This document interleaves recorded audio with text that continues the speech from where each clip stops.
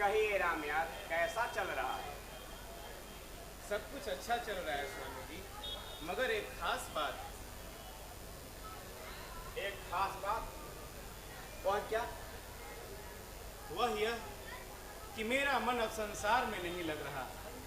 मैं आपकी दुनिया में रहना चाहता हूँ। मेरी दुनिया में? मेरी दुनिया तो शुष्क और नीरस है। आपके सामने तो एक बेहतरीन दुनिया है। आप दो खानदान के तनहा वारिस हैं। जन्मदाता पाठक पिता के काफी जायदाद है। पालक पिता लाला प्रसाद की भी आकूत संपत्ति। आप अपनी रसमय दुनिया बसाइए और जीवन का आनंद लीजिए। हे मालिक, दरअसल मेरी इच्छा अपने आप को आपकी चरण शरण में अर्पित कर देने की है महाराज। मतलब आप साधु होना चाहते हैं? हाँ प्रभु, यह मेरी भीतरी दिलचस्पी है। किंतु सनातन रीत तो इसके विपरीत है प्रिय रामिया। जीवन के नियम चक्र तो कुछ इस तरह से है। पहले ब्रह्मचर्य, फिर गृहस्थ, उसके बाद वानप्रस्थ, उसके बाद सन्यास। सन्यास तो उम्र के आखिरी पड़ाव में आता है। वास्तव में गृहस्थ आश्रम से बढ़कर मैंने न कोई आश्रम न धर्म देखा है न सुना है। वैसे गृहस्थ अपने मित्रों, रिश्तेदारों, जरूरतमंद के साथ साथ अपने परिवार की सेवा शुश्रूषा करता है, साथ ही साधु संतों की भी सेवा करता है। हे मालिक, आपका फरमाना दुरुस्त और जायज है और मुझे भी गृहस्थियों से कोई नफरत नहीं। लेकिन मैंने जहां तक देखा और विचारा है, इसमें कोई सार मालूम नहीं होता। सिर्फ मुंह में फंसकर दिन दुखी रहना और भगवत भजन से विमुख होकर जन्म व्यर्थ गंवाना है। मेरी आरजू तो यह है कि जिस दिन वैराग्य हो उसी दिन संन्यास धारण कर लेना चाहिए, वरना भविष्य में पता नहीं क्या क्या विघ्न बाधाएं उत्पन्न हो जाए। अन्य विषयों के पास रहने से जितना वे आकर्षित करते हैं उतना दूर से नहीं करते। इसलिए निर्वेद दशा में गृह परित्याग कर देना ही उत्तम है। कहा भी गया है कि एक वक्त में एक ही काम दुरुस्त है, दुविधा में दोनों गए, माया मिली न राम। कहा गया है कि है बहारे बाग दुनिया चंद रोज, देख ले इसका तमाशा चंद रोज। पूछा लुकमा से यूं जिया तो कितने दिन, दस्ते हसरत मल के बोला चंद रोज। कब्र में रह करके यूं बोली कजा, अब यहाँ तुम सोते रहना चंद रोज। गाफिलों, यादें इलाही चाहिए, इस जहां में है बसेरा चंद रोज। आपका कहना गलत नहीं है प्रिय रामिया, किंतु एक कहावत है,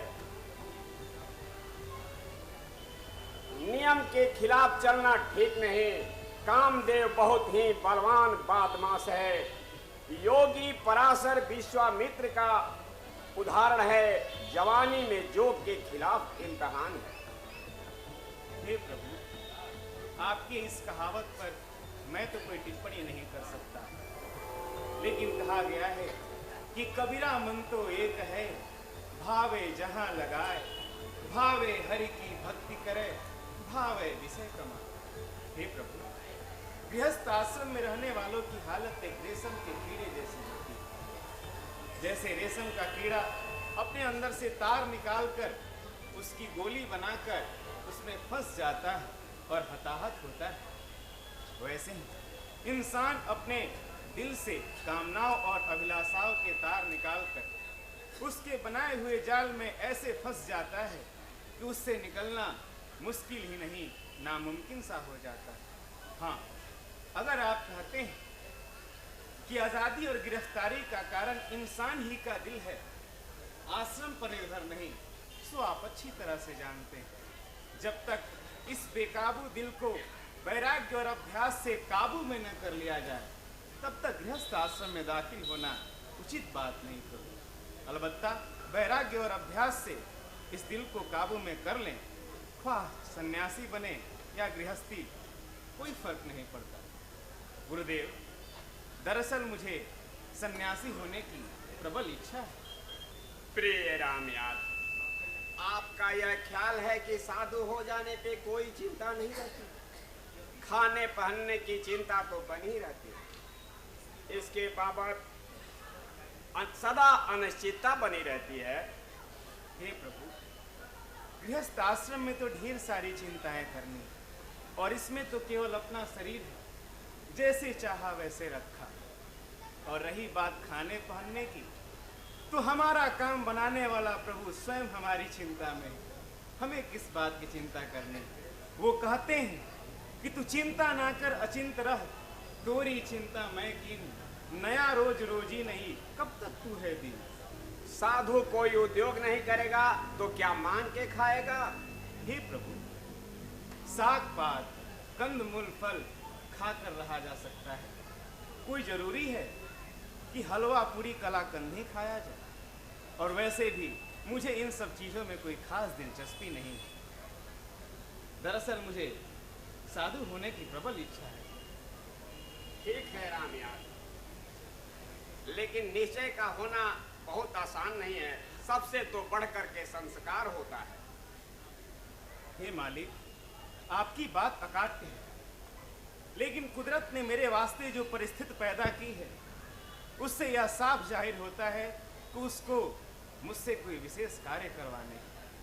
और रही बात संस्कार की, तो शैशवावस्था से ही आपका सानिध्य मुझे प्राप्त।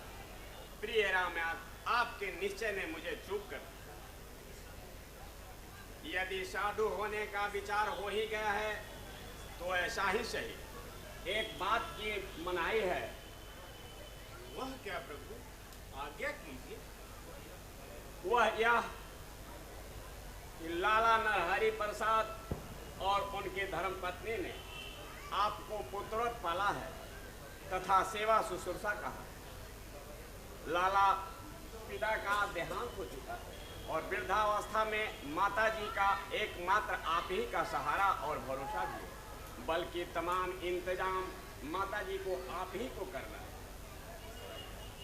इसलिए साधु होने के रहस्य को गुप्त ही रखिएगा, क्योंकि बुढ़ापे में यदि इस बात की पता चले कि मेरा बेटा साधु होना चाहता है तो माताजी को अति ही कष्ट होगा। उनके देहांत के बाद आप साधु हो जाइएगा। जो आज्ञा प्रभु, आपके हुक्म के मुताबिक ही हो। प्रिय रामयाद, आप समाधि लगाने में प्रांगत तो हो ही चुके हैं और आत्मा की सर्वव्यापकता की अनुभूति भी आप प्राप्त कर चुके हैं। भक्ति के जरिए इसकी निरंतरता बनी रहती है और जो कुछ भी था मैंने बता ही दिया है। आप उपदेश के अनुसार यांत्रिक कार्यवाही करते रहिएगा और जो कुछ विशेष चीजें हैं मैं आपको बता दूंगा। और सारी बातें तो मैंने आपको समझा ही दिया। जी हाँ, जो कुछ भी खास था बता ही दिया मैंने तुझे। जिंदगी जीना है केवल ईश्वर के काम से, भीतर से दिल को तो मुड़ के कर दिया है साफ, बाहर में माथा मुड़ा लेना हजाम से। जो आज्ञा प्रभु।